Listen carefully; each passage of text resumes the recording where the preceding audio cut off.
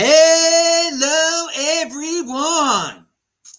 This is Adam Meister, the Bitcoin Meister, the Disrupt Meister. Welcome to This Week in Bitcoin, Super Spreading Bitcoin 2022. Today is March the 18th of 2022. There were a lot of drunken people outside yesterday. What was that about? Well, it was Purim. It was St. Patrick's. Strong hand, long-term thinking. Bitcoin is the next Bitcoin. One day closer to an all-time high. We always return to an all-time high. Buy and hold, guys. Golden age of the 2020s. We are living it. Bitcoin is the next Bitcoin. I'm in motion. All these guys are in motion. They're going to talk about, they're the big boys. This is where the big boys play. I'm offended by selling. And yeah, Bitcoin single issue voters. We'll talk about Elizabeth Warren and all that political nonsense too. Hello, my elite friends. Pound that like button. Spread it on Twitter. Do a chat, super chat, ask questions. We just need 34 more bucks to have a new One Bitcoin show next week. I'm really excited for this one. We got Greg Foss in the freaking house. I met him in Las Vegas, and immediately I was like, this guy's got to be on my freaking show. S2 is in the freaking house. Mike and S2, he is one of the co-founders of Ronin Dojo. He's going to talk about the controversy. We're going to talk about the controversy today, people. You guys want this Wasabi thing explained to you? He's going to explain it. Michael Atwood is in the house. You know about the Lightning Network, and you're at Oshi, and you're going to talk about that a little bit. But all right, dudes, and I want to remind everyone, and also another reason that Michael Atwood is on the show is I'm going to meet him next weekend in Oklahoma City. Right, dude? You're going to be in Oklahoma City. Yeah, you bet. Yeah, I'm looking forward to it. We're at Oklahoma City event. That link is below. Adam10. Use that discount code. And we're going to talk with all in Miami on March 6th to 9th. I will obviously be in Miami. I'm driving there slowly. I'm in Lafayette, Louisiana this week, so I'm on my freaking way to Miami, dudes. It's going to be 30,000 people going wild. If you think this thing is passionate, the passion is going to be there. We're going to be super spreading Bitcoin. We're going to talk about it at the end of the show. I got to read off the official Bitcoin Magazine promo later on, but use the Adam10 discount code for that too if you want 10% off. So let's get into something that I think shocked a lot of people this morning. I don't know if everybody noticed it or not. I noticed that Vitalik Buterin is on the cover of Time magazine. And you might not like him. You might not like Ethereum, but this is amazing if you just go back to 2013, where the hole that Bitcoin was in. You go back to 2016, even 2017, that this is possible today, that it's so mainstream. And the article itself, I mean, it was predictable that a mainstream media article about Vitalik that would be this large would be an ESG proof of stake woke dream come true. Okay, it is a propaganda piece for the woke. It is this guilty billionaire feeling bad about the greatness he has brought to the world and the pollution that he's brought to the world, or whatever, all the lies about Bitcoin and cryptocurrency that you get out there, why we need to clean it up and go ESG and proof of stake. I mean, it's craziness. Did I say proof of work before? I meant the Ethereum people, proof of work, guilt, proof of stake, love. That's what this is about. But anyway, they call him the Prince of Crypto has concerns. So this is going to be a useful tool for the Bitcoin haters, which is unfortunate, but it is positive. It's positive that he's on the cover, but I want to get into the article real quick. Something that's going to burn a lot of people up. But even as crypto has soared in value and volume, Buterin has watched the world he created evolve with a mixture of pride and dread. Ethereum has made a handful of white men unfathomably rich. This is what it says in Time magazine.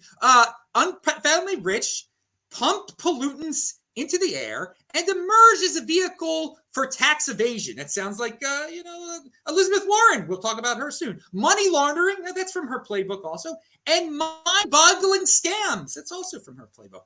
Crypto. He says crypto itself has a lot of dystopian potential if implemented wrong. Okay.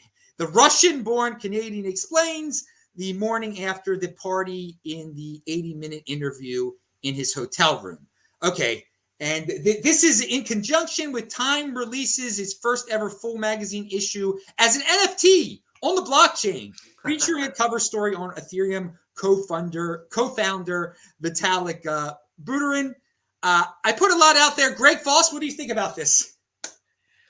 Well, this is where a 58-year-old guy like myself returns right back to first principles in terms of security of the network, security of the platform versus, and most importantly, centralization versus decentralization.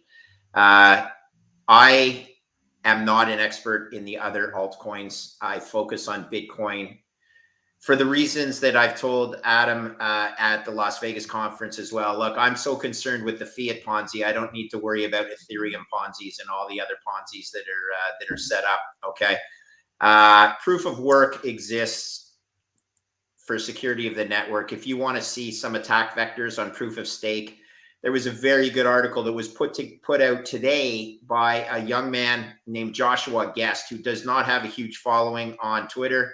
But I'm on his email list. It was a very good article about the dangers of proof of stake and why proof of work lives as the only solution for true decentralization and the solution to the fiat Ponzi in my mind. So I'm not, my expertise is in the financial world. I know what I know and I know what I don't know. And I don't know all the altcoins. I don't know the proof of stake attack vectors that are out there, but there are people that do. So I'll leave it at the fact that I'm a Bitcoin focused financial, call me a financial experienced risk trader, and Bitcoin solves the one problem that most concerns me. I'll tell you, if we don't solve the fiat Ponzi, we are in a world of hurt, regardless of altcoins and proof of stake versus proof of work. Okay. We need to solve the fiat Ponzi. And if you want to talk about energy being wasted on the fiat Ponzi, how much does it take for the US military to run their machine? It's approximately 1 million barrels of oil a day to defend the fiat Ponzi, and the fiat US dollar is global reserve currency. So you always got to compare apples and apples. My belief is that the proof of work and the amount of energy spent on the Bitcoin ecosystem is well worth the benefits that it provides to society. What do you think about this guy being on the cover of Time magazine with calling him the Prince of Crypto? I mean, that's isn't there? There's the world is full of it. The Economist famously said when oil was at something like $8 a barrel, the death of oil. Being on the cover of a magazine, there's the Sports Illustrated curse. There's the Economist curse. I'm sure there's a Time magazine curse. I wouldn't want to be on the front cover of Time magazine, and I'm not sure Vitalik is all that happy either. But it's in the world of mainstream hysteria, mainstream media hysteria. It's appropriate, isn't it, that you get him on the cover? Well, it shows the big difference between Bitcoin and Ethereum. They have a centralized leader. A lot of pressure can be put on this man. A lot. He can define the direction it goes on. It's for smart people. It shows once again the weakness of having a centralized leader like that. I agree. But I think a lot of, I don't know. You say you're there to show the world inform everybody about the fiat Ponzi scheme. Most normies take the government's word and don't believe in that. They will continue to worship the dollar, and thus an article like this that has ESG guilt intertwined throughout all of it. It fits into the fiat narrative. And I think for me, this article, this major breakthrough to the mainstream is I guess my question to everyone is it a threat to Bitcoin? That it is clear that the normies are very willing to accept guilt and shame around cryptocurrency. and that this is an attack vector, a social attack vector to Bitcoin, and that Ethereum, love it or hate it, some people might be able to leverage its friendliness toward ESG, toward the environment, to attack Bitcoin. Go ahead, Michael.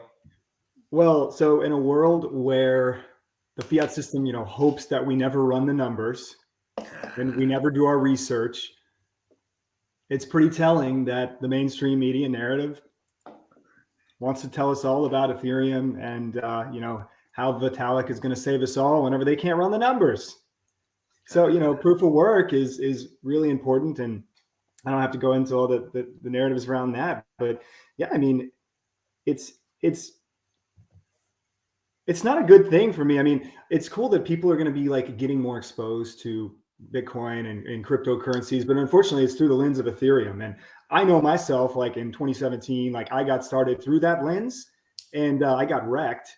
But over time, I learned what the value of Bitcoin really is and how important it really is and what it means to be distributed and decentralized. And, if all these people are getting involved in Ethereum like this first, instead of understanding Bitcoin, it will, Bitcoin's going to win regardless, in my opinion, but it's going to delay that inevitable winning. It's going to delay, fixing the fiat Ponzi. And, that's really the thing for me that's most important and most disheartening. People are attracted to everything that Ethereum is. It's really exciting, the DeFi and all the other buzzwords. And over time, people will come to understand just how impactful and important Bitcoin is. But, that's why, in my opinion, it's up to the Bitcoin community. And there's so many amazing products like being built on Bitcoin and Lightning, where it's like, we're going to be able to provide a better experience where people aren't going to be thinking about, oh, I'm spending Bitcoin. They're just going to be like, I'm earning rewards, or I'm able to participate in different things in ways that I haven't participated in before. Like, that's what I'm really excited about. And I think that will inevitably trump these narratives kind of trying to get us to go towards this centralized, very limited, distributed, it's on what, Infura and Alchemy, and maybe more towards the more distributed and decentralized version of the cryptocurrency, Bitcoin. I got to say, guilt is a powerful tool, powerful emotion, whatever you want to call it. And the guilt narrative is what's going to come out of when Ethereum switches to proof of stake. There are going to be all sorts of people. This is just a preview. I keep harping on this because I want people to be ready. I want people to be ready for Bitcoin is killing the environment. This one isn't. This is the direction we should go. This is the man we should listen to, type of thing. It is not going away. And here, even within the cryptocurrency community, again, time is outside of the crypto. That's mainstream. On Decrypt, a headline was Ethereum 2.0 is coming in the second quarter, will lay to rest energy concerns, Joe Lubin says. So, I mean, be very ready. I want to remind everyone who's watching this, all three of these dudes are linked to below. Greg mentioned someone that he reads. Maybe you retweeted that dude before. I mean, I love that you mentioned people that I haven't heard of that more people should read about. All right, S2. What's your take on the Vitalik cover story and Ethereum 2.0? I mean, what role does it play in Bitcoin, if any?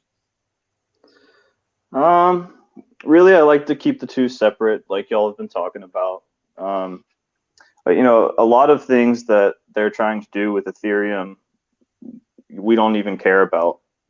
So sure, they have little use cases here and there that they want to play with, like NFTs and DeFi and stuff. But it's just largely uninteresting to me. I'm mainly interested in, sound money, hard money.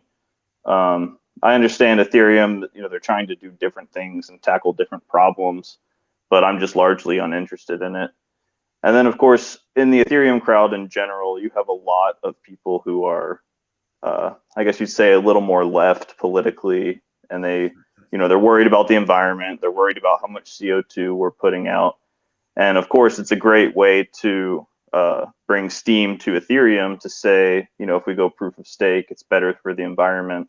It's a great way to pump your bags, right? Everybody wants their number to go up, right? But I don't like y'all were talking about earlier, the curse of being on the cover of magazines and things like that. Vitalik is a very central player in Ethereum, and he has a lot of power and a lot of influence, and that doesn't exist in Bitcoin. No one knows who Satoshi is, and he's not here today to have some kind of large influence on Bitcoin as a whole. So as Vitalik, grows in his fame and his influence, also the pressure on him will grow, and that's a bit of a concern. But once again, I'm largely uninterested in Ethereum. I can see why people use it to gamble and make money and that kind of stuff. But most of the use cases are just uninteresting to me. Okay. Well, we've gotten the take there. I'm going to reiterate, be careful of the guilt narrative, everybody. It's not going away. Elizabeth Warren is going to be talking about it. Everyone will be talking about it. And indeed, Ethereum doing whatever it wants to do, that's its business. I have no problem. I'm just warning, because there's social media narratives out there, and people get frustrated, and people might really get frustrated when Ethereum successfully goes to Ethereum 2.0 and the price pumps. I think the Bitcoin price will actually go up when Ethereum goes up too, but that's another story. We can talk about that. We can talk about that another time. Well, anyway, let's move on to talking about centralization, and let's talk about this Wasabi wallet controversy S2 that got into the news. And I'm going to start. Here's a quote. However, ZK Snacks co-founder and CEO Balint Harmit told Bitcoin Magazine that the decision to prevent some users from leveraging Wasabi for their privacy needs was a proactive one, as there is no current legislation obliging them to do so. All right. So what the heck happened? Why is there's a blacklist all of a sudden at Wasabi Wallet, which is supposed to be about privacy? Tell us what's going on here. What happened is they got spooked, basically. So I sent you some links in Twitter private chat, Adam. I don't know if you have a chat to post them to or what, but these are good sources. Essentially, the Financial Times contacted Samurai Wallet, Wasabi Wallet, probably anyone involved in mixing, and reached out to them for information because they knew that the UK National Crime Agency was beginning to look into coin mixing, coin join kind of things. And really, they just jumped the gun. They had no good reason, no legislation to introduce a blacklist. And it doesn't make any sense. We were all very confused, and we were wondering, what was it what kind of, did they get contacted by law enforcement? Are regulators putting pressure on them? And then, like you just said, it came out that they admitted that there is no pending legislation and they're not under any threat. And it was very misleading too, because in their Telegram chat room, whenever we went in there and people were asking questions, they were saying that, let me get the exact quotes from the Telegram room because I don't want to mess this up. People were saying, can you shut it down and offer an alternative coordinator?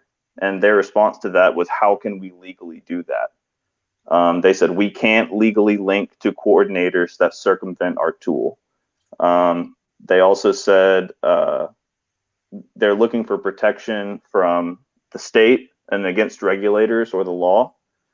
And over again, they were talking about how they cannot allow anyone to circumvent their coordinator, as if some kind of pending regulation was preventing them from doing that. And that all turned out to be completely false. I don't understand why they lied to their users like that, or maybe they truly didn't understand the situation. But really, all that happened is they got contacted by Financial Times for basically a response to the NCA looking into them. And then because of that, that was enough pressure for them to jump the gun and put in some kind of chain analysis based UTXO blacklisting, which we all know is going to be a disaster. You can't introduce censorship into Bitcoin. It truly is the antithesis of Bitcoin. Yeah. Yes, it is. So what you've been tweeting about this a lot. What's it mean for your company? What's your company do?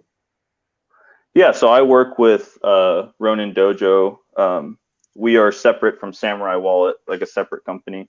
You could kind of think of us as like the Bitcoin full node company for Samurai Wallet. There's multiple companies that make what's called a dojo, or they have like the dojo software. There's other nodes that have it, but we have 100% focus on Samurai Wallet and dojo, and basically being able to easily set up a Bitcoin full node and connect your wallet to it. Essentially, behind every single Bitcoin wallet, there is a Bitcoin full node, and you need to be running that node or be able to trust who's running that node to enable your privacy and for you to spend Bitcoin like it's electronic cash, like Satoshi intended. And we want to make that easier by selling hardware and software so you can kind of just plug in your own Bitcoin full node, scan a QR code to connect your wallet to it, and start transacting and living freely. All right. Now I linked to it below, your company on Twitter and everything, so everybody can check it. I mean, people are familiar with it, obviously. So the Wasabi feedback on Twitter has been brutal. I mean, a lot of people not using it anymore. How do you see this thing progressing, and how do you see other people taking advantage of it, becoming more private or getting rid of censorship? Yeah, I mean, you're already seeing huge pushback, like you said, and people will just stop using their product altogether and move over to Samurai Wallet. You can already see that on the chain. Lots and lots of Bitcoin is pouring in to the whirlpool. I think there's over 4,500 Bitcoin in the whirlpool right now. So obviously a lot of people will just stop using the service altogether. I'm sure they're getting pressure from all sides to turn back and don't do it. And, there's no good reason. Obviously someone else said they're going to run their own Wasabi coordinator.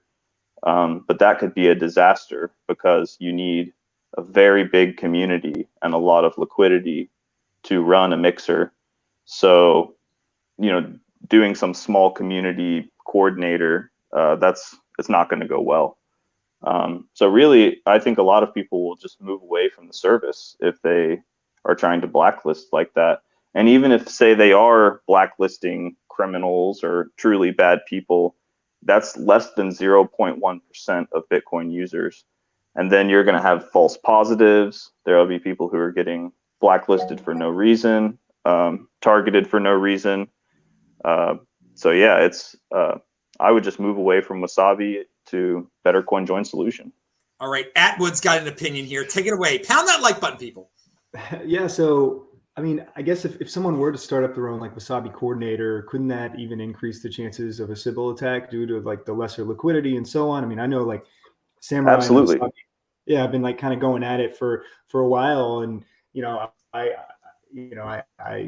prefer Samurai, but basically the things that I've seen over the years, I'm not like highly technical. I can't get in under the hood on a lot of this stuff, but just from a high level, I mean, you guys have kind of been shouting from the rooftops about this for a while, and kind of the like no para. Again, I have nothing against the guy, but I just felt like he was feigning ignorance on some of these things. And then as these things come to light now, and even Wasabi 2.0, in my understanding, has actually kind of implemented some of the things that the Samurai guys have been talking about, like the problems with Samurai for a while. So it gets very interesting. And then of course you see this article and how they've handled this situation, and it really raises a lot of eyebrows if they weren't already, Yeah.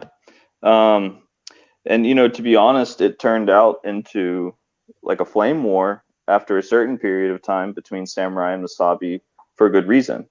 Because when you see someone spouting misinformation, and when we see cases of Wasabi getting broken and people getting thrown in jail, that's serious real world implications.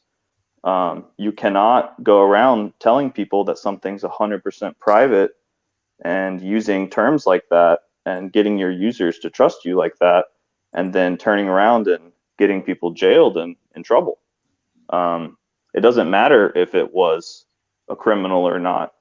What if that was someone in Venezuela or Iran or a place that needed protection from being a dissident, or they have an oppressive government, or evil tax collectors who want to take too much of your money?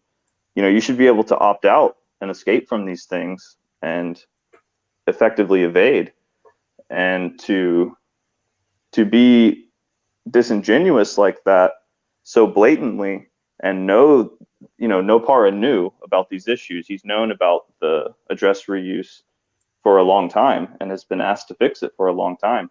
And after a certain point, it gets to a boiling point and people get very upset. So, obviously, if you haven't tuned in to this kind of thing, and it's very nuanced, and it's been a long time, it's been a long fight between Samurai and Wasabi, then it's just going to look like, your average internet flame war where people are calling each other names. But if you've been paying attention to it for a while, Samurai got fed up a long time ago, and they've been trying to set the record straight. And finally, thanks to so much pressure from the media, and like Laura Shin put out that article about Wasabi getting demixed, finally the magnifying glass is going on them. And just like it has been for Samurai, right? People have put pressure on Samurai. Samurai's been called spooks, and people have said Samurai devs are from the CIA. And a lot of accusations going back and forth from just heated people on the internet. But really, the Samurai devs did have it right, and they were just very passionate about getting this point across. All right, I want to go to Greg Foss and get your traditional finance take on all these privacy matters. Does this scare people away from Bitcoin? I mean, there are going to be some people that love this. It's proactive. Before Elizabeth Warren can regulate them, they're regulating themselves, a type of thing. So there's some people like this type of stuff, giving into the government. I mean, people come to Bitcoin for a lot of different reasons. So I wanted to hear your take on it, Greg. Sure. So guys, that's really interesting. I need to take it up a level because I'm not technically inclined. I say to people that I graduated from university in undergrad without ever having used a personal computer. And it wasn't because I didn't want to, it's just because they didn't exist. Okay. So I'm from a different era. Here's what I know. I live in Canada. You may be aware or not, I was involved in the trucker convoy controversy, let's just say. I lent my name along with my good friend Jeff Booth to vouch for the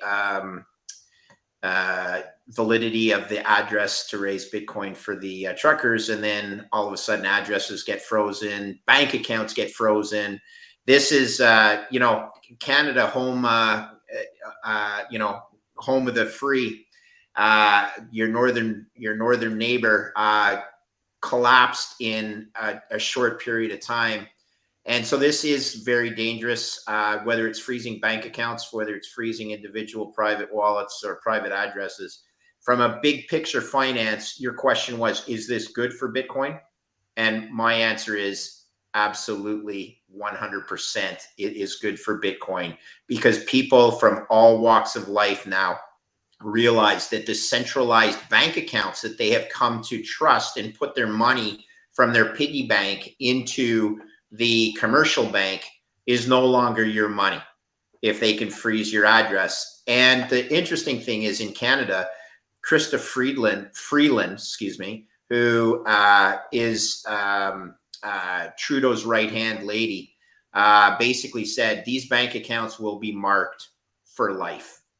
Now, isn't that something, right?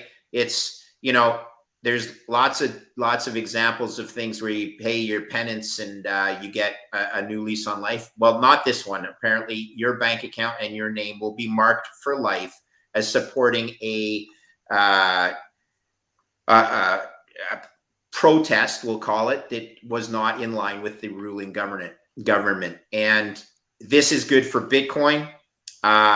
Privacy, we talked earlier, you said certain finance guys value privacy more than others. At the end of the day, not your keys, not your coins, not your bank account, not your money, okay?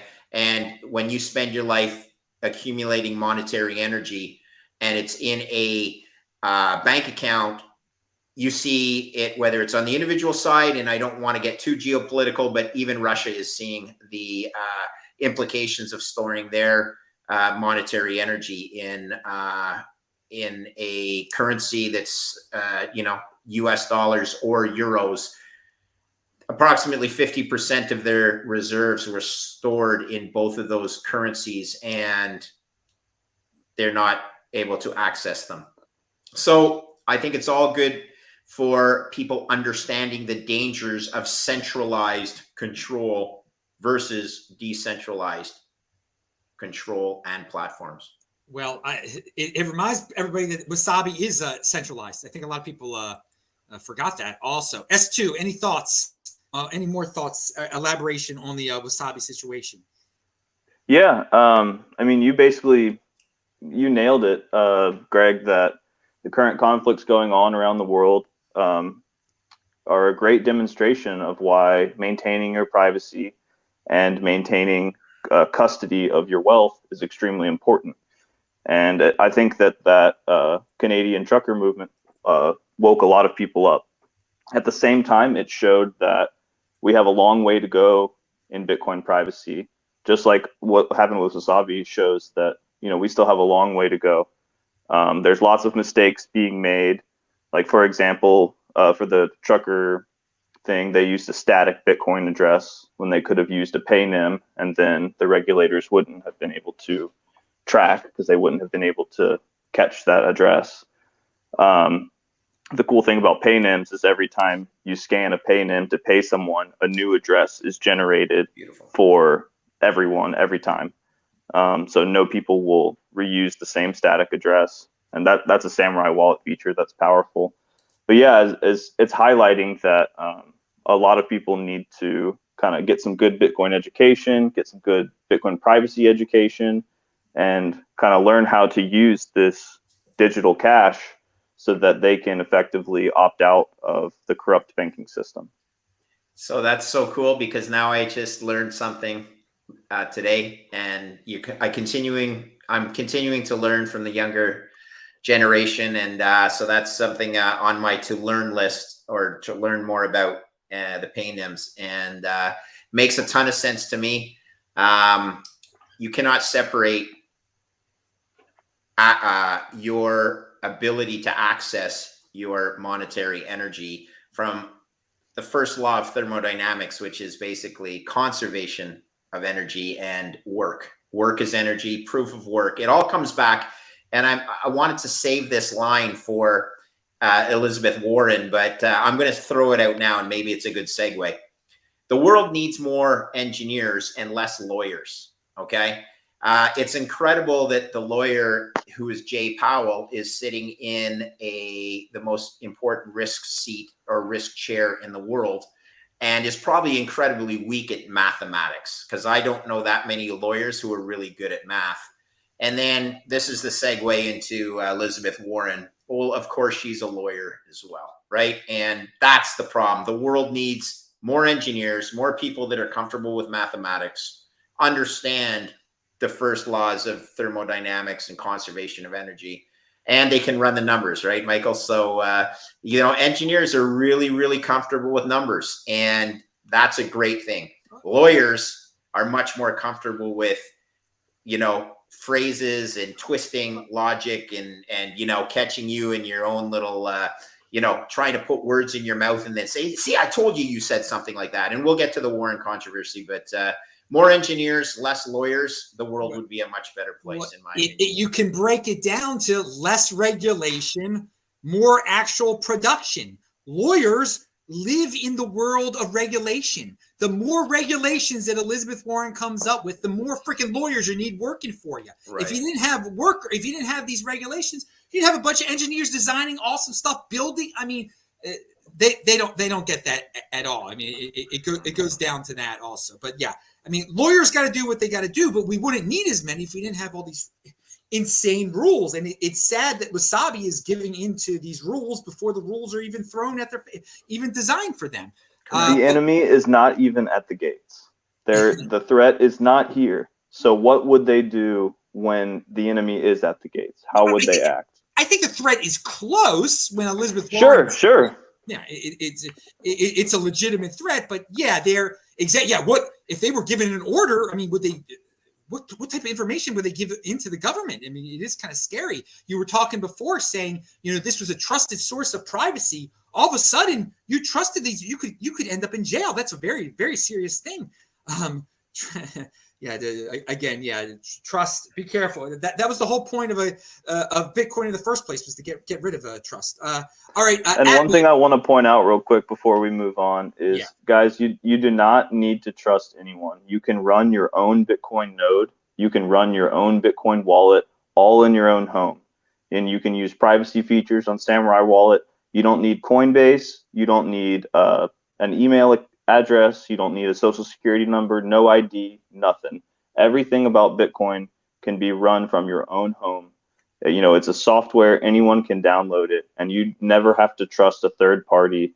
As long as you use open source code, people can verify there's nothing nasty in it. If you host things yourself, like your own node and your own wallet, you're 100% your own custodian in control of your wealth. And like Satoshi said in the title of the white paper, Bitcoin is peer-to-peer electronic cash. That's the vision right there, and it's accessible to anyone. It is. Everything you said is completely true. You could really, I mean, it's accessible to everyone. The direction the world is going in, people want to become more and more dependent on third parties. They're very willing to trust Coinbase as their bank. It's a regression of sorts. But some people just don't trust themselves. They need a third party to confirm everything is safe for them. Safety. Yeah. It's sad. It's sad in a way. But just because everybody fitting in is overrated is one of the sayings here. Don't fit into mainstream people. Definitely be your own bank. Learn how to be as independent as freaking possible. Atwood, we haven't heard from you for a while. Do you have thoughts on this? Yeah, I just kind of want to piggyback off what Greg was saying. I mean, the more lawyers you have, the more room there is for legal plunder. Like Bastiat would always talk about legal plunder instead of like upholding maybe like private property or, fundamental human rights. The government or the lawyers then start to rain down justice upon everyone, right? And the more laws you have, the more ways there are for government or any really entity that is hiding behind the laws to start taking money from some people and giving it to others. It's legal plunder, right? And so, yeah, the more I see like Elizabeth Warren talking about this, it's clear that she's not listening. She is trying to rain down what she believes to be true, on top of everyone. And like, that's a problem. Again, Bitcoin has already won, in my opinion. We can't get complacent, but it's won. But how long is it going to take before we see, hyper Bitcoinization or a Bitcoin standard, right? I don't want to wait forever.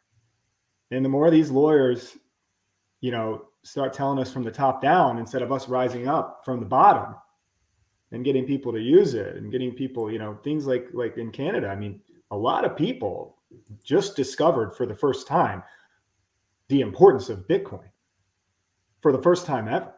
And they go, oh, I kind of get this now. Do they really get it? That's sort of. They're getting there. They're getting there, right?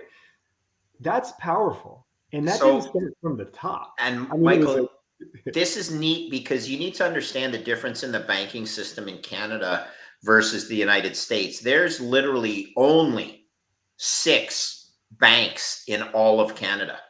Whereas in the United States, you have thousands, right? I know there's big money center banks in New York City, but you have the community trusts. You have all these small banks. I think there's still over 10,000 banks in the United States. In Canada, where generally the rule of 1 in 10 applies, meaning we have 1/10 the population, we have 1/10 the GDP, you'd expect there to be 1/10 the number of banks. So, 10,000 divided by 10, you got 1,000 banks in Canada. No, we have 6. So it's not like you have a choice. And by the way, all these banks are tied at the hip. So when they identify one individual at one bank, it's basically blacklisted across the entire platform, banking platform in Canada. So it's just a difference in the way the banking, interstate banking in the United States versus Canada, which was allowed to go nationwide. It can be a strength of your banking system, but also a weakness for things like privacy, as well as ability to, to jump from one bank to another. It's a complete weakness in terms of censorship. If there's Absolutely. only six, Yeah. you can get cut off that easily. Yeah. Now, I mean, we're not going to go into the history, but the reason we have so many more banks in the United States is because of overregulation. You could only have one per state or something. It's craziness. There was the interstate concerns in the United States, and it was Glass-Steagall. But at the end of the day, the Canada is different geographically. Here's a stat for you guys to understand. 90% of Canadians live within 100 kilometers or 60 miles of the US border. Okay. We're a ribbon. We had to have nationwide banking because the vertical in Canada, 60 miles wide, you're going to divide this up. No, you're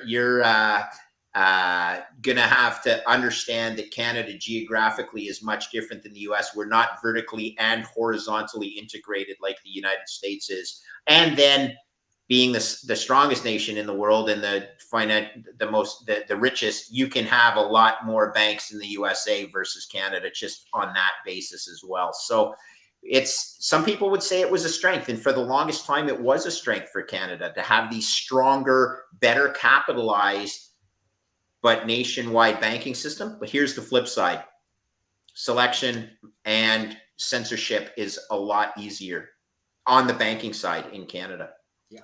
I mean, if Canada remained a free country, it would be a strength. But when you get some lunatic in charge that becomes a dictator, it can be used against you immediately. And Canada shows it can happen anywhere. And we are living in a golden age where Bitcoin opts you out of all this nonsense. So you don't have to worry about which banking system is better, United States or Canada. I don't worry about it because my banking system is freaking Bitcoin, baby.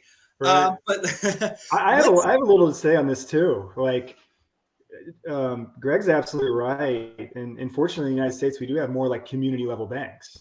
And that's fantastic. But even we can see this trend with the community banks in the United States, like those are dying too. And it's like moving towards greater and greater centralization. And something for me, like the small businesses are dying. Like that's what I focus my efforts on with Oshi. And like we incorporate Lightning now because we want to see businesses be able to kind of distance themselves from, say, the big banks and the financial intermediaries and the payment processors as much as they can to prevent wealth being sucked out of their local economy and going straight to Wall Street. Instead of Main Street, it's going to Wall Street. And what we're seeing is, I think it's something like the top 5 banks in the United States control like 60 or 70% of the banking market. But the small community banks account for like 40 to 60% of the small business lending. I'm sorry, I don't remember all the details, but it's staggering. And what we're seeing is all these community banks that are funding, giving loans to these small businesses, these entrepreneurs at the local level, trying to provide value to their community and taking almost all the risk. And that subtle nuance, like if you go to a major bank and you're like, hey, I have this cool product or, something that I want to get started, I want to help the community.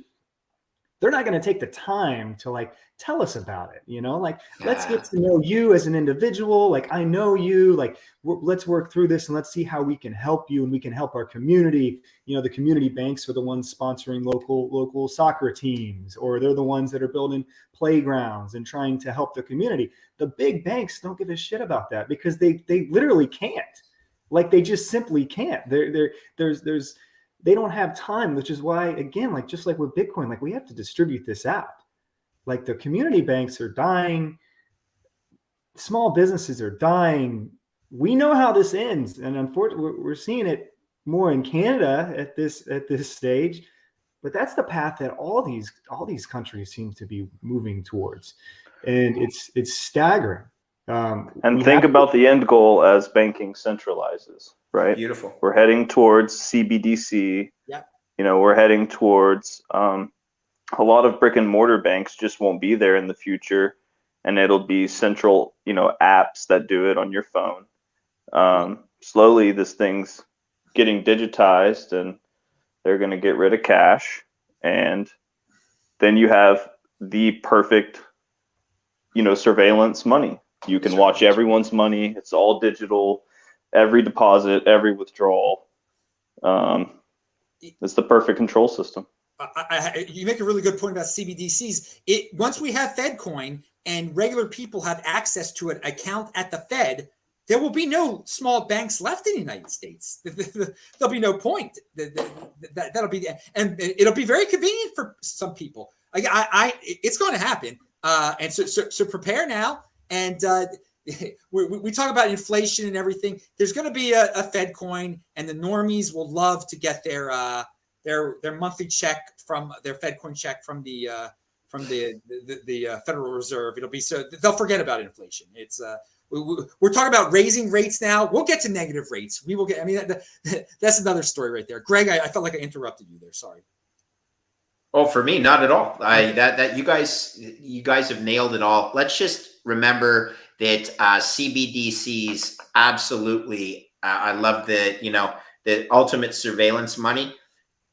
The thing that I don't think gets enough press, if you will, on the CBDCs is the potential also for it to have an expiration date, and for the Fed to use it as a stimulus by saying, okay, you have this money, but it's only good for 3 months. So go out there and spend it because, we need to provide a pump to the economic system. All of this is possible. All of it is very dangerous. Thankfully, there's enough senators and smart, concerned politicians in the USA that are really digging into this. I won't bore you with the fact that I was able to work and go to school in the USA and understand the beauty of the Constitution and everything down there, which is so rock solid compared to some of the things that Canada's built on. But at the end of the day, it's education, guys. And this is, I think, a little bit what Michael was saying. We just have to get the word out. So whether it's ESG concerns, whether it's embracing CBDCs because, it's going to be good because it's on some sort of blockchain or no, educate, understand that an ability to monitor every single transaction moves you much closer to a centralized control. That's why they call it CBDCs, central bank digital currency. And, by the way, I see, Foss, you spent some money at a restaurant that was close to a political rally that was taking place that was not in line with our political views. Censored, this is just not what I grew up believing in. I'm a freedom advocate, and this is absolutely why Bitcoin needs to exist, the freedom aspect. Bitcoin is freedom money, and we have people that are going in the exact opposite direction. One final thing I'll say is, if you would ask me 3 years ago, so let's turn back the clock 3 years, you asked Greg Foss, what do you think the chances are that Canadian bank accounts would have been censored or frozen for any political reason? And I would have said, it's not impossible, but within 20 years, I would say there was probably a 10 to 20% chance maximum that would have happened. And I'm talking again 3 years ago. Fast forward 3 years to the present. It happened. It happened quickly. It happened with viciousness. People were vilified. There were reporters who were calling up people on lists of GoFundMe and badgering them. How could you possibly donate? Well, hold on. It's a free world. I can donate to whatever cause I want. You may not believe it, but that is what freedom is. And man, oh man, this unraveled quickly, guys. And I will just tell you, it opened the eyes of a lot of people, including people like my wife and other people that would have said, this can't possibly happen in Canada. Well, guess what? It did. The warning goes out to the United States, and I know there's a lot of people smart enough down there to get it. Don't think that it couldn't happen in the USA as well. Just a warning. I don't want it to happen, but just a warning. And that actually, someone I forgot who it was, said that Canada seems to be ahead of the United States in terms of going down the drain. Oh yeah, that was me. Yeah. Well, someone said it earlier in the show. You said it at the Las Vegas event. Then Canada's 10 years ahead of the United States in terms of. So yeah, if it happened in Canada, it'll happen in California. It's all coming. Let's face it. It's coming here eventually. Yeah. Capital controls are not going away. They're only going to increase. All right, and if you can use the tools to opt out, then you're in a good position. Yeah, we've got the tools, people. We got the tools. Let's talk about Elizabeth Warren's crypto sanction bill aims to crack down on Russia, track wallets with foreign ties. Cryptocurrency think tank Coin Center says the bill is unnecessary and unconstitutional. Below in the notes section, I linked to a video of her questioning. I forget who she's questioning, but she basically wants to tie in cryptocurrency with mixers and Russian oligarchs being able to hide their money. I mean, she's begging for it's a scapegoat to her. Okay, cryptocurrency and Bitcoin, and she seems to be obsessed with it, but she keeps on bringing it up more and more. And some people are going to say, well, you should ignore her. She's just some woman in Massachusetts. Guys, things happen quick in politics. And Joe Biden isn't going to run for president again, probably. And Kamala Harris is totally incompetent. And Elizabeth Warren presents herself as this caring person for the weak and the meek. She appears more competent than Biden and Kamala. Anybody appears more competent than Biden. But she might become the president of the United States in 2024. I mean, this is a real, I know some people are laughing or whatever. There's a real shot. And unfortunately, sometimes the Congress just, in the first 100 days, lets the president do whatever they want to do. So she is not making it a secret at all what she wants to do with Bitcoin. She's going mindless on everyone, tying it in with Russian oligarchs, and that privacy is bad, hiding it is bad. This that. Greg, you wanted to talk about her a little bit, so I'll let you start off the Elizabeth Warren talk. Sure. Well, thanks, and guys, don't let me. I'll keep this brief.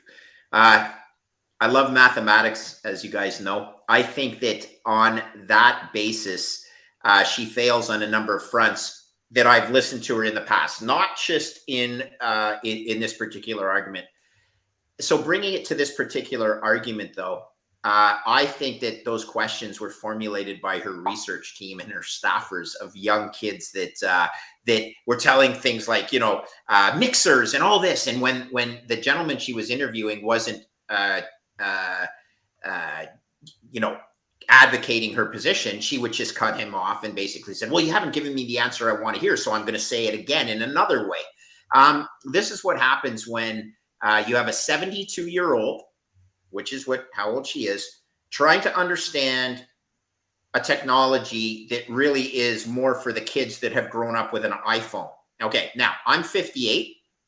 I told you in this show that I graduated from McGill University without ever having used a personal computer. And that was in 1986 when I graduated. They existed, but not in university system. Okay. They were too expensive, etc. All my programming was done on mainframes. 2 years later, I come back from Cornell University and I had my first sense of what the beauty of an Apple computer was, as well as, a PC. Point is this: she's 14 years older than me. She's like Charlie Munger, or people who take technological advice from Charlie Munger. Leave it to the young kids. When I have a problem with my iPhone, I give it to my kids to help me solve it. And that's because it's inherent in their understanding. I'm going to final statement. Age limits on senators and presidential candidates, please. Okay? There's no question that the human brain degenerates over time. That is also a fact. And don't allow someone who thinks they have all the answers to become in the most important position in the world just because they say a nice story. This is important that the world understands that technology is the world. Jeff Booth's line, the world will change more in the next 10 years than it has in the past 200. Put someone in a chair that understands that reality, please. Age limits would solve that. I know getting too far over my skis. I love the United States. Don't get me wrong. If the USA fails, the world is in for a world of hurt. Yeah, it is. And I think you nailed it there. That she read that like they were marching orders. She didn't know what she was reading. Correct. That was just the marching orders. And it was funny also how wrong they got it. Whoever wrote that for her, trying to say that a Russian oligarch could launder $1 billion through mixers when the global volume of all mixers daily is 30 million. Correct. And that it's not like you can mix 30 million daily. You have to blend into the crowd. You can only mix much smaller pieces than that. And to launder $1 billion, I mean, there's no way you could effectively mobilize that kind of money that would evade sanctions and create war and fund all these nasty things. You simply couldn't move the money fast enough, right? Well, facts don't matter to politicians at all. I mean, come on now. That's right. It's just funny. Anyone who understands how any of that works, I mean, you don't even have to be technical. All you have to do is just know the volume of the mixers and what they can do. And you're just like, geez, these people they truly don't understand. I do want to address Greg's point about youth and Elizabeth Warren's lack of youth. This is something that could cause a split in the Democratic Party, definitely. And some of the younger people in the Democratic Party are definitely more pro Bitcoin. Well, she's completely anti it, so that's good. That's good for Bitcoin. That the youth might just put their foot down in that party and stop because the Democratic Party. If the youth don't stop this, they're going to be known as the haters of Bitcoin party, which is it's kind of unfortunate. It's not going to end well. I'd say. All right, Atwood, your take on Elizabeth. Yeah, so I mean, just kind of piggybacking off of what you said, Bitcoin changes people. This next election is going to be very Bitcoin is going to be politicized. Now, Bitcoin itself is totally apolitical, but it is going to be wielded on both sides. If their voter base is holding a lot of cryptocurrencies or even a small amount, like that changes people's heads. Like, I have a friend that was more socialist leaning, and once he got a little Bitcoin, like he changed pretty quick. And if you all of a sudden have these politicians like coming after your cryptocurrency or your Bitcoin or whatever, those voters are not going to be very receptive to that, in my opinion. So I just think, we need to get, Bitcoin. I mean, people will get Bitcoin whenever they're ready, but we need to get it into the hands of people because, like Elizabeth Warren, for example, I mean, she talks about how she's here to champion the rights of the little guy and stop all of this, all these corporate monopolies and do all this and that. But it's the traditional financial system is just perpetuating that. The rampant, inflation, the Cantillon effect, right? They're perpetuating that. So why is she so against it? Is it ignorance or is it malice? Is she only seeing the negatives in Bitcoin? If we could get back to more of a cash-like economy in the digital world, now that we have Bitcoin, that's going to fix, in my opinion, a lot of those things that she's just so against. If we can start bottom up instead of top down, I'm really confused. She's missing the forest for the trees. Yeah, I would agree on that. The question on why is she doing this? I think she's doing it, but she's just so stubborn. She thinks that Bitcoin is evil and that her character that she plays on the stage is the woman who fights for the little guy, and that Bitcoin is, even if she just took a moment to think about it, she's really helping the big banks. I mean, it's kind of crazy. It's just she's going for the simplest explanation possible, and right. And it's ESG also. And is she and her constituents ignorant of it, or are they malicious? What are their true intentions? Do they want to defend the bastion that is the dollar, or are they truly open to something new like that, and they just don't know? Her constituents are ignorant. She knows. She thinks this is a key to getting as many votes as possible. Yeah. Right.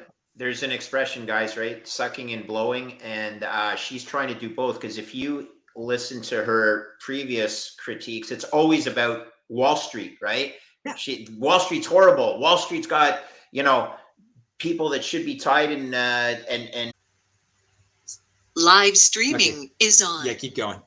So basically, she's trying to be all things to all people. On the one hand, she's knocking down the big banks, and then on this one, it appears she's defending the big banks, right, and the centralized system. Dangerous, yes. Lack of education, yes. Comes back to Michael's point. We just need to continue to educate the masses, most importantly. Yeah, and I've kind of been alluding to this a lot. I mean, obviously, and again, Bitcoin doesn't care about what I think or what any of us think. Bitcoin just is. It just does. It's going to move forward on the path that is set out for it, right? But if what I'm really trying to do is to change this narrative and show the good and show business owners, small businesses, consumers, that Bitcoin can help their community. Local spending can create community wealth, and Bitcoin helps protect wealth communities create. That's this narrative that I'm driving. And whether I'm right or wrong, I know that this is true, but if we can start shifting that, and we can get politicians to understand that Bitcoin is good for business. I bought a gift card today from a local guy selling barbecue, Odell's Barbecue in Redding, California, and I bought it with Bitcoin, and he gave me 5% Sats back. He's giving me a Bitcoin discount. That didn't happen with Visa or MasterCard. None of that happened with Visa or MasterCard. And in fact, instead of giving 2, 3, 4, 5% to them, he gave it back to me, right, the consumer, in Bitcoin. So now he's becoming a Bitcoin faucet of the modern era. And he's distributing sats to his community. He's keeping some sats for himself.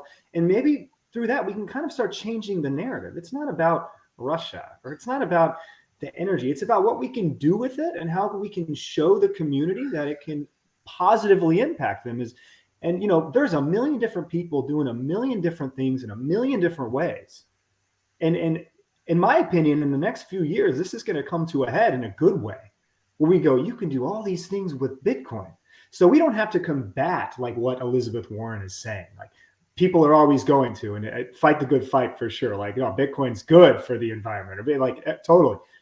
But maybe we'll be able to say, not defending it, but just saying, look, you can't deny how good this is for maybe small businesses, or how good this is for the community or for consumers.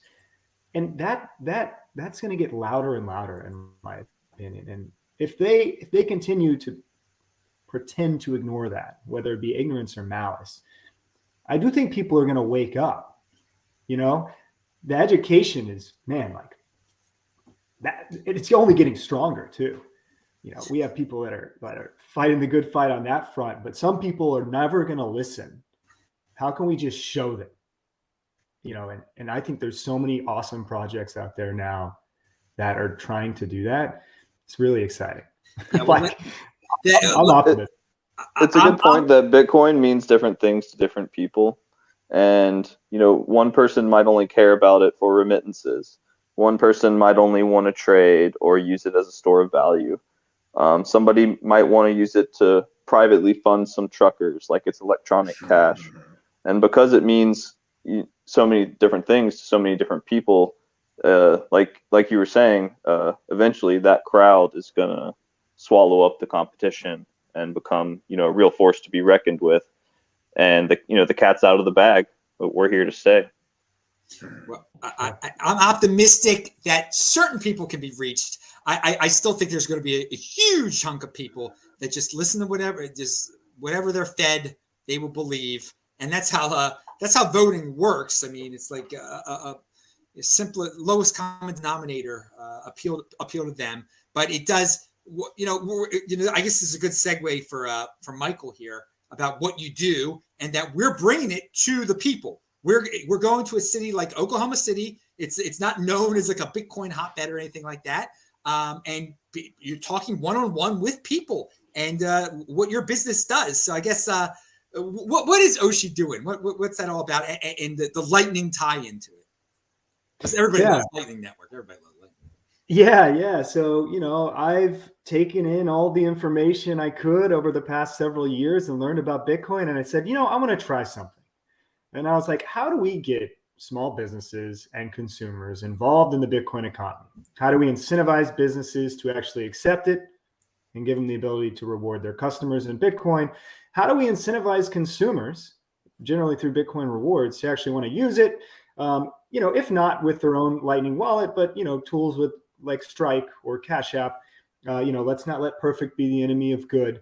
And how do we get Bitcoiners a tool to approach businesses and consumers in their communities and try to start the conversation once again? Like Roger Ver, like years ago, right?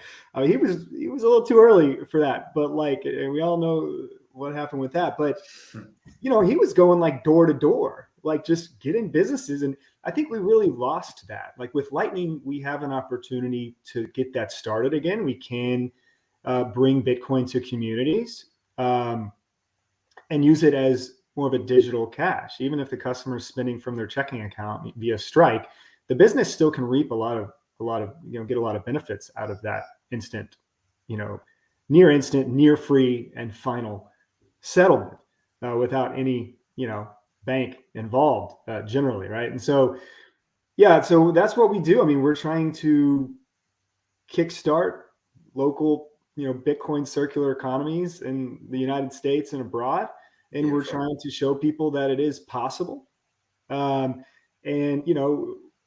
There's people all over the country that are starting to do it, and businesses are reaching out and they're like, hey, I talked with this business, they want to do it. Like, how do we get them set up?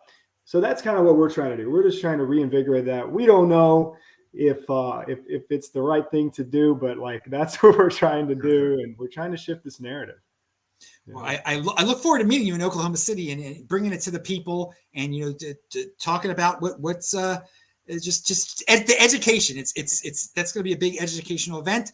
Again, it is next. We're going to be in Oklahoma City next Saturday, not this Saturday. It's linked to below. I guess now is a good time to ask everybody if they're going to be in Miami, because I have to say Bitcoin 2022 is the largest Bitcoin event ever that takes place April 6th to 9th in Miami Beach, Florida. All 4 days will be packed with exclusive content, exciting announcements, and an incredible lineup of expert Bitcoin speakers.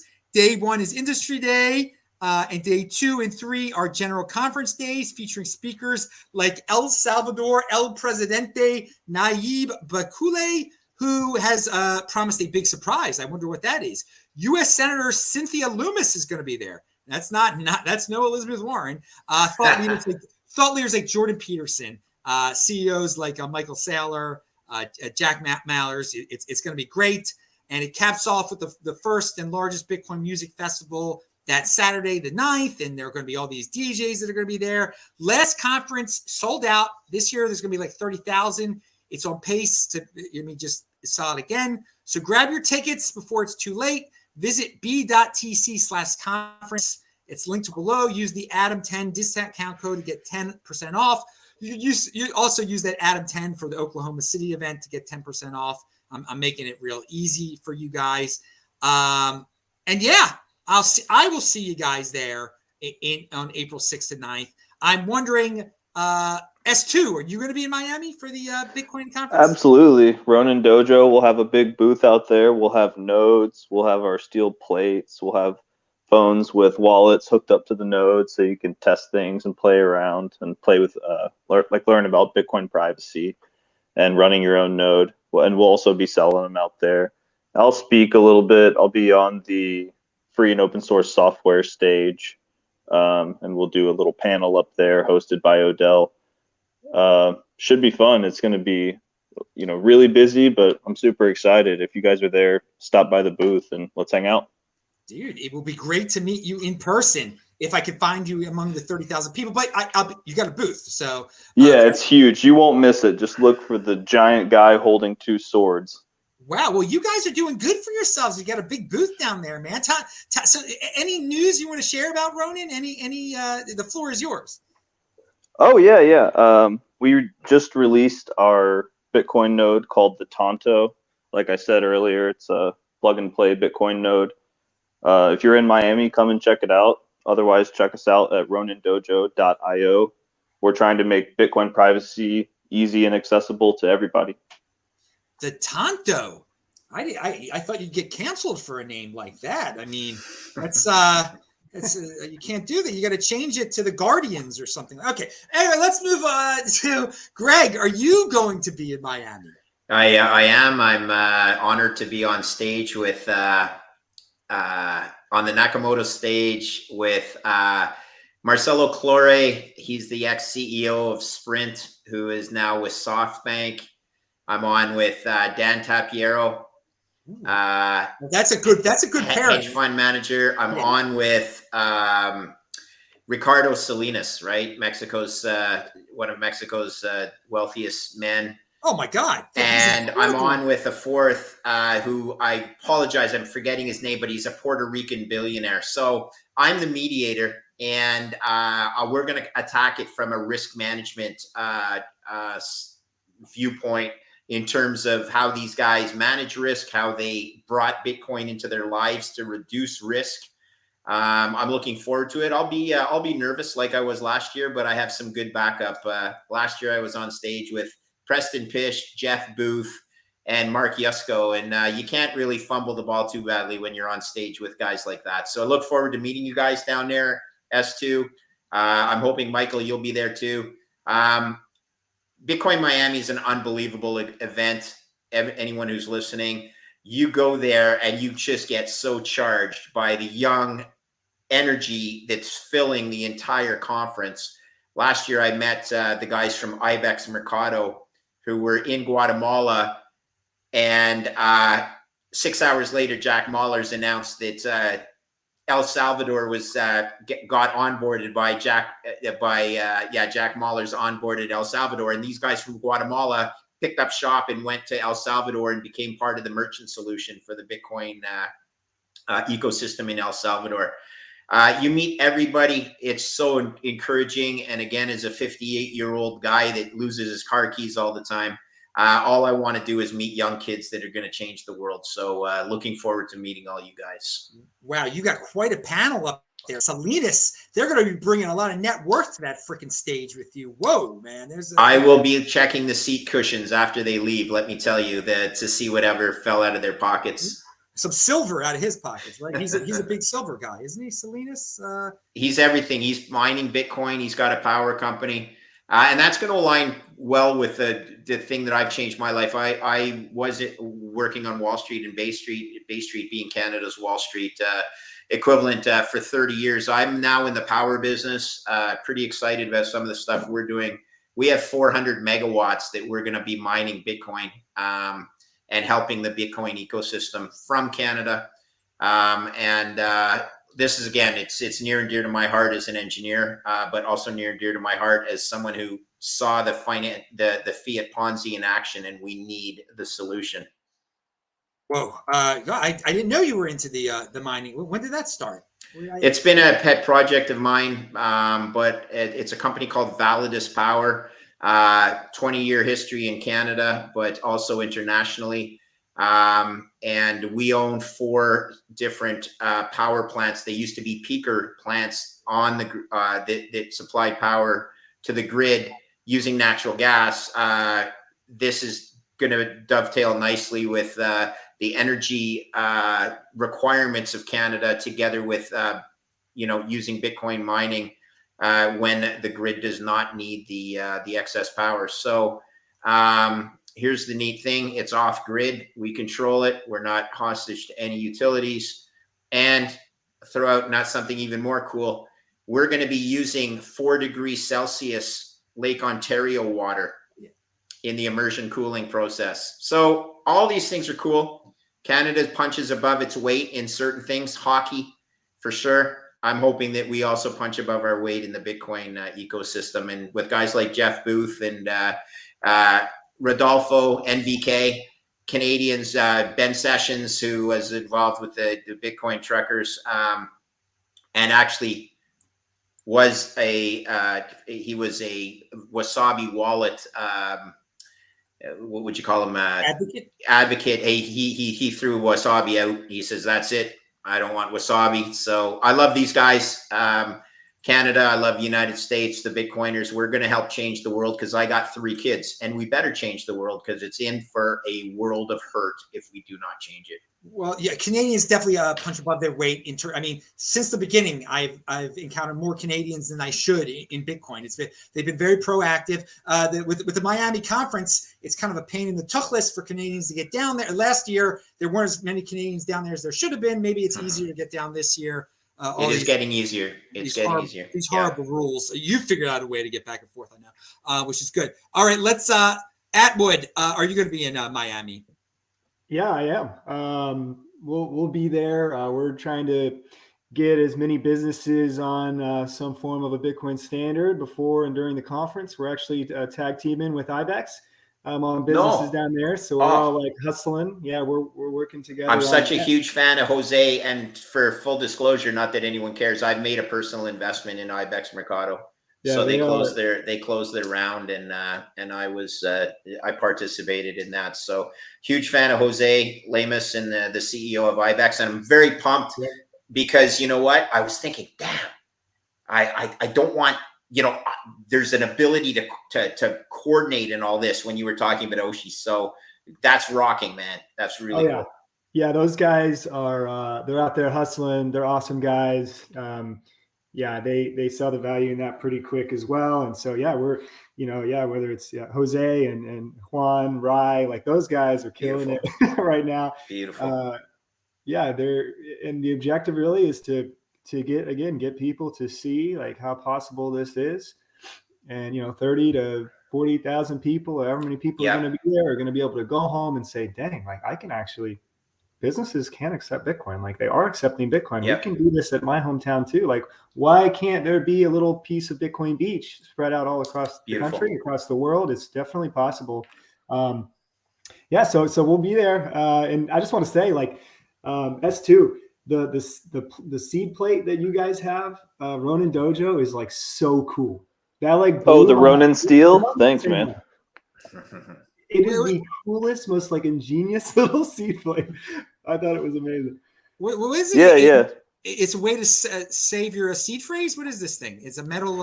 It's basically a little plate that comes with a spring-loaded puncher, and you put a sticker over it, and you can punch your 12 words or 24 words or a passphrase, whichever stickers you decide to use.